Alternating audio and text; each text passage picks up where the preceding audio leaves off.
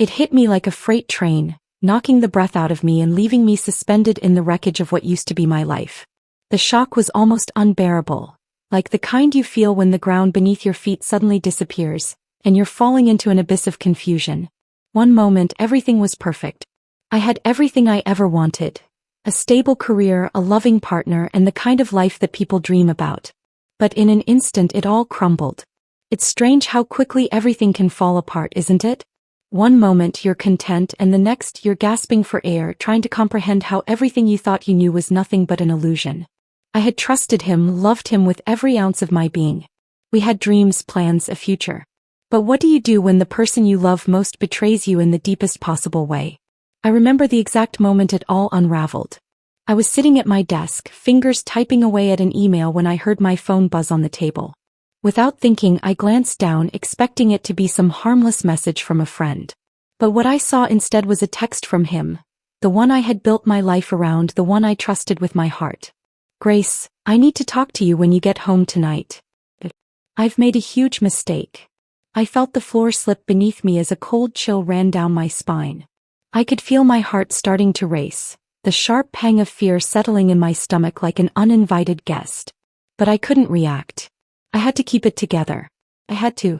But by the time I walked through the door that evening, the truth was waiting for me like a dark specter. The woman who had always seemed like a friend, always smiling, always so pleasant, was standing there, her eyes filled with a sickly kind of smugness. And he, standing next to her, looked at me with eyes full of guilt, full of regret. He had been seeing her. Behind my back. For months.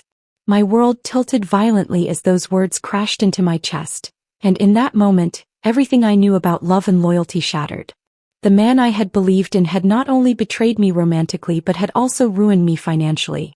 He'd taken the money we had saved together, the money that was supposed to be our future, and invested it in her. Invested it in them. At that moment I wanted to scream. I wanted to break something, to lash out. But what was the point? No amount of screaming or breaking could fix the hollow emptiness that now gnawed at me. I was destroyed. The tears I cried that night weren't just of sadness. They were tears of rage, of disbelief, of betrayal. I had been a fool, hadn't I? How could I not see it? How could I not see the signs, the little moments when I should have questioned him, questioned us? But no, I had trusted him. I had loved him with everything I had, and he destroyed it all in one fell swoop. And in that instant the woman I had been, sweet, forgiving, naive, disappeared. She was gone, replaced by someone else, someone colder. I stood in front of him and her, my eyes locked onto him, my voice a low, dangerous whisper. You've ruined me. And you'll pay for it. He didn't seem to understand what I meant at the time, but I was already planning it. I was already plotting my revenge.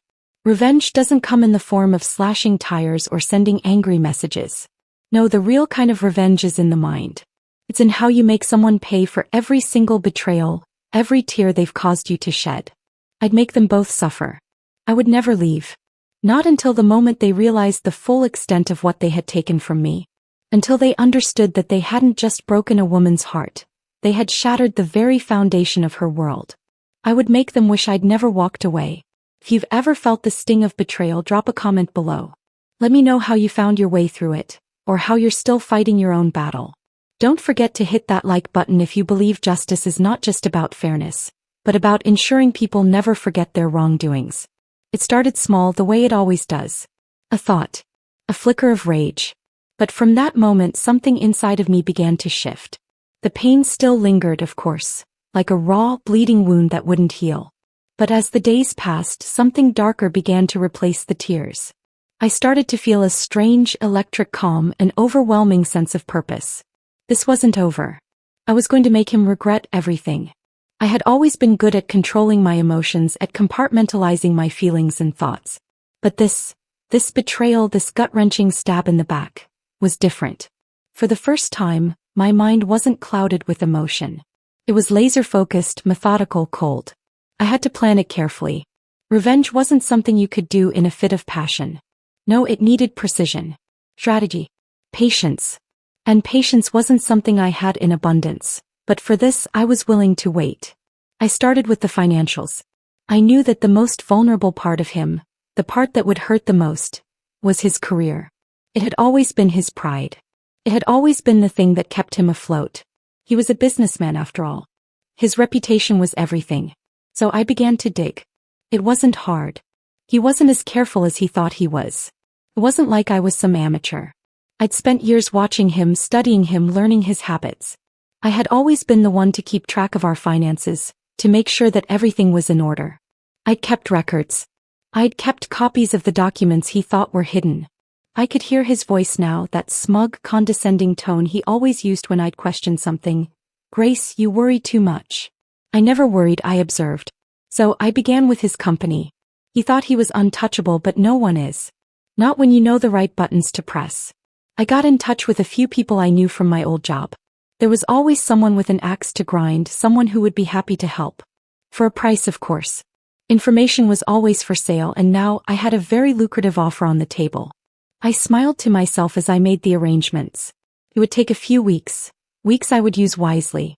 The time would be spent slowly gathering the information I needed, aligning all the pieces of the puzzle. Slowly but surely I was assembling the perfect trap. And as for her, the woman who had destroyed everything, well, she wasn't going to get off easy either. She thought she had won, didn't she? Thought she had taken my place, my love, my future. But I had something for her too.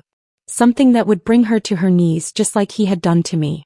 I started small with her too. It wasn't about being obvious. It was about creating the perfect storm in her life. The social circles she moved in were fragile, based on appearances and status. I could destroy that with a single whisper. One well-placed lie, one well-timed revelation, and her world would begin to crumble around her. I didn't feel bad. I didn't feel guilty. All I felt was a growing sense of satisfaction, knowing that every step I took was leading me closer to my goal. There were moments when I would look at myself in the mirror, staring at the woman who was no longer me. I didn't recognize her. She was colder, sharper, more dangerous. The Grace I had been before was gone, buried beneath the anger and the pain. And what had replaced her was something stronger, something darker. Was it wrong? The question flickered in my mind, but I quickly pushed it aside. There was no room for guilt in this. No room for weakness. Revenge wasn't about feeling good. It was about feeling justified. As I sat at my desk, clicking away at my laptop, I couldn't help but smile to myself. He had no idea what was coming. Neither did she. I had everything in place. It was just a matter of waiting. The moment had finally arrived. My plan was set into motion, every piece falling into place with the precision of a well-oiled machine. The weeks of preparation, the waiting, the sleepless nights, it was all leading to this. The stage was set, and now all I had to do was execute. The first move was subtle. It always had to be. Subtlety was the key. If they knew what I was doing, it wouldn't be effective. I had to be a shadow, slipping through cracks in their lives, planting seeds of doubt and uncertainty without ever revealing myself. I started with him. The businessman. The man who had shattered my world. The key to his downfall wasn't just in his professional life, though. It was in his relationships. He had always been careful to maintain his image, to ensure people saw him as the perfect partner, the dependable man who could do no wrong. But it didn't take long for me to find the cracks in his armor. I spent hours, days even, in front of a screen searching through emails, company records, financial transactions, anything that might hint at something I could use. It wasn't hard. The higher up you go, the more you have to hide. The more you have to lie to protect what you've built. And the more vulnerable you become. I found it in the end, just a single email buried among hundreds, one he thought was securely hidden. A conversation about fraudulent activity in his company, a scheme to funnel money into shady deals. It was a financial crime, the kind that could ruin him, the kind that could destroy everything he had worked so hard to build. I printed the email, my fingers shaking slightly as I looked at the damning evidence. This was it. This was what would bring him to his knees. I knew exactly where to take it, who to give it to. People who could do the work for me, who would use the information to pull the strings in the right places. The authorities would get involved, the press would catch wind of it. His career, his reputation, it would all crumble piece by piece. The fall would be swift and merciless. I didn't feel satisfaction as I handed over the evidence. I didn't feel a rush of triumph. Instead, there was only a cold, detached feeling. It was just a part of the plan. A necessary move in the larger game. As for her, the woman who had stolen everything from me, I had something more personal in mind. Her life too was built on appearances. A delicate web of friendships, social status, and power. One wrong move, one misplaced comment, and everything she had worked so hard to build would come crashing down. I didn't touch her directly. That wasn't necessary. All I had to do was plant the seed of doubt in the right person's mind. A simple conversation with an old acquaintance. A whisper here, a rumor there. And just like that, she began to lose control. I watched from a distance as she became more paranoid, more desperate to keep up the facade. She lashed out at her friends, her colleagues, her family. She was unraveling, and I couldn't help but feel a small spark of satisfaction at the sight. It wasn't just about revenge. It was about making her feel the same kind of powerlessness I had felt. The same helplessness, the same deep, gnawing sense of betrayal. By the time the first wave of consequences hit them, when the police started asking questions, when the rumors about her began to spread, they knew it was too late. They knew they had been caught in my web and there was no way out. But even as I watched the fallout unfold, I felt nothing but coldness. No joy. No satisfaction. Just emptiness. I had done it. I had made them pay. But for what? For all the pain? For all the heartbreak? Was it worth it? The chaos that followed was almost too much to process at first. The aftermath of my actions was a strange blend of silence and noise, a constant hum of things slipping from my control. His world, his entire life, began to fracture. The phone calls from reporters, the hushed conversations in the hallways, the police interviews. Everything that had been so stable, so certain, was crumbling. I watched like a shadow in the distance as the pieces fell into place. His reputation was in tatters. The company that had been his pride and joy was on the verge of bankruptcy.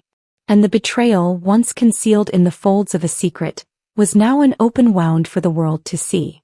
People began to question everything they'd believed about him. The man who had once been admired and respected now seemed like nothing more than a fraud, a liar, a thief. His empire was collapsing around him, and I felt nothing. Not a single ounce of satisfaction, no sense of joy in watching his downfall. Just emptiness. The woman, she was spiraling too. The rumors I had carefully placed began to spread like wildfire. Friends turned their backs on her, her family started to distance themselves, and her social media presence, a carefully crafted persona, was being torn apart piece by piece. I knew the whispers, the accusations were starting to take their toll. It was only a matter of time before her own personal empire shattered, just like his. But still there was no triumph in me. No victory dance in the streets. Just a cold, suffocating emptiness that grew deeper with each passing day. I remember standing in front of the mirror one night, my reflection staring back at me with a hard, unreadable gaze. The woman who stood there wasn't the same one who had been betrayed weeks ago. That woman, broken, devastated, lost, was gone. The person looking back at me was cold, distant, and dangerous. I had done this. I had orchestrated this destruction. But why didn't it feel like I thought it would? I reached for my phone. Another notification. Another message from an old friend of his, asking for information. This time it was a text from someone who used to be a mutual acquaintance. Someone who had been a part of our world, the world I had so carefully constructed. It was a simple message, but the words were like a punch to the gut. I can't believe you did this. I thought you were better than this, Grace. What happened to you? I froze. That familiar feeling, the shame, the guilt, the question I had been avoiding began to creep in. What had happened to me? I had become someone I didn't recognize. Someone who could ruin lives, destroy careers, and dismantle everything for the sake of revenge. Was this who I really was now? A woman who thrived on vengeance, whose identity had become so intertwined with the destruction of others that I couldn't remember the woman I had once been. I tried to push it away. Tried to ignore the feelings of emptiness that clawed at me, the growing realization that this was never going to bring me peace. This wasn't the closure I had expected. As I sat there in the silence of my apartment, I realized something. Revenge, true revenge, didn't come with a sense of closure. It didn't offer a sense of victory. It only left you hollow. It took more from you than it gave. His world was gone. Hers was crumbling. But what had I really gained? Time has a strange way of healing wounds and exposing the scars that never really go away. It's been months now since the dust settled. I can still see the remnants of everything I did, like faded marks on a forgotten canvas. The business he once led is a hollow shell of what it used to be. his reputation destroyed by his own arrogance and my careful plotting, is in tatters. Her social circle, the delicate web she had spun with so much effort, lies in ruins. But here I am staring at the remnants of my revenge, and I can't help but wonder, what was the point? I thought that, once I had watched them suffer, I would feel this rush of power, this sense of victory. But instead all I've been left with is this nagging emptiness.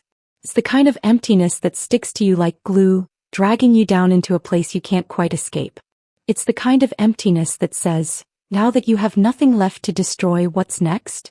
I used to think that revenge was the answer.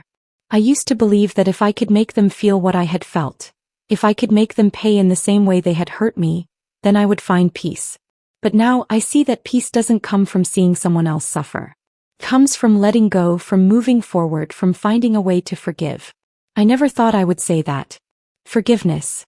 That word used to disgust me. I thought it was a weakness, something that only the foolish could afford. But no, I don't know. It's not that I regret what I did.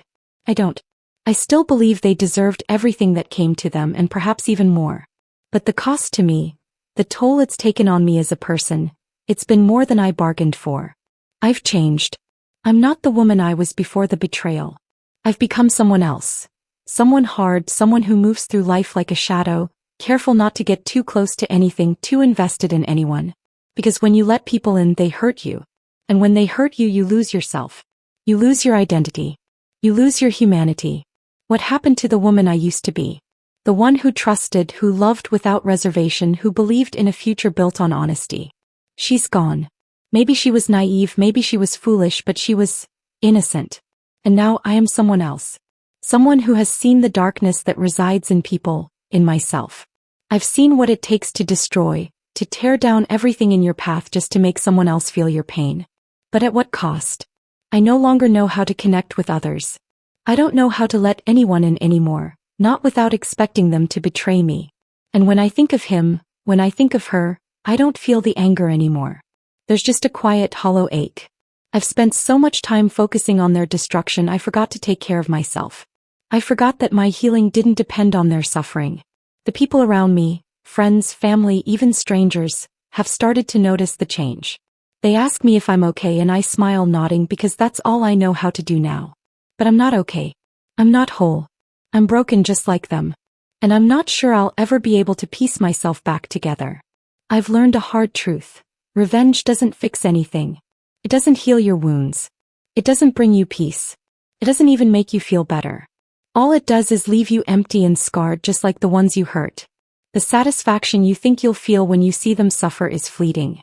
It's hollow. It's a mirage. I think back to that night when everything changed. The night I stood in front of him and said, "You'll pay for this." And I wonder if I could go back, would I still say it? Would I still do everything the same way? Would I? I don't know the answer. But I do know this, I've lost something along the way. Something precious. And no amount of revenge, no amount of suffering on their part will ever bring that back. So what do you think? Has revenge really been worth it? Or does it just lead to more pain, more questions that can never be answered? Share your thoughts in the comments below.